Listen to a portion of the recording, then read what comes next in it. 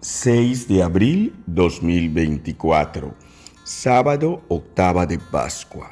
Marcos capítulo 16, versículos del 9 al 15. Que el Señor esté con ustedes. Lectura del Santo Evangelio según San Marcos. Habiendo resucitado al amanecer del primer día de la semana, Jesús se apareció primero a María Magdalena, de la que había arrojado 7 demonios. Ella fue a llevar la noticia a los discípulos, los cuales estaban llorando, agobiados por la tristeza. Pero cuando la oyeron decir que estaba vivo y que lo había visto, no le creyeron. Después de esto se apareció en otra forma a 2 discípulos que iban de camino hacia una aldea. También ellos fueron a anunciarlo a los demás, pero tampoco a ellos les creyeron.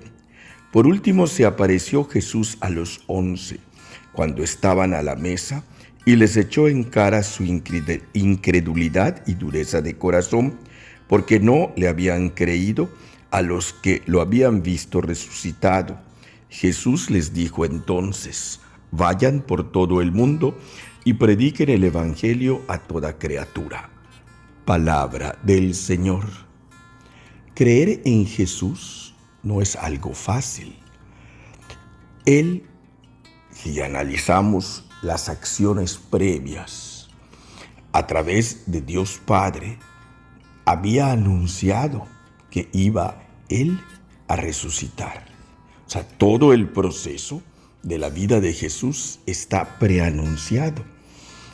También Jesús en muchos momentos lo anuncia y lo dice. Sin embargo, en el momento no le creen. Por eso María Magdalena se levanta y va a terminar los ritos de embalsamiento cuando lo ve resucitado. Los 2 discípulos que fueron, Pedro y Juan, fueron por incrédulos y no lo vieron. Cuando Pedro empieza a celebrar la primera misa 8 días después, él no estaba más que con la fe que nosotros tenemos, pero los discípulos estaban incrédulos, por eso muchos habían ido de regreso a su casa. Entre los apóstoles estaban con esa situación. Por eso en la primera aparición Jesús reclama. ¿Qué es lo que les dice? La incredulidad y dureza de corazón. Es decir, no habían creído en la Escritura, no habían creído en su palabra, o quizás, otra palabra que usan, no habían terminado de creer. Por eso, en ciertos momentos, cuando lo ven, dudan que fuera Él. Hoy en día, a nosotros nos sucede exactamente lo mismo. ¿Qué es lo que nosotros tenemos?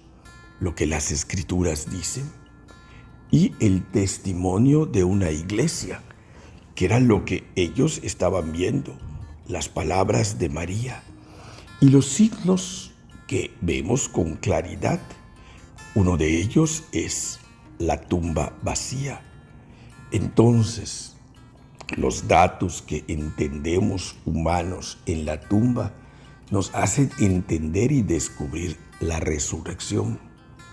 Pero también hoy nosotros, iglesia, después de 2000 años de ese acontecimiento, entendemos con toda claridad que a pesar de nuestros errores, de nuestras deficiencias, a pesar de nuestras fallas y limitaciones, la palabra de Dios sigue viva, sigue tocando corazones y sigue habiendo gente que da su vida a pesar de las persecuciones.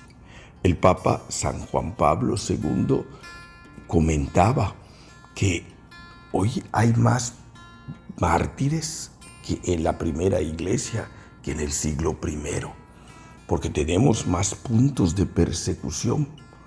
Eso nos hace entender no solo que somos una iglesia viva, sino que sigue luchando para que la palabra de Dios se siga implantando.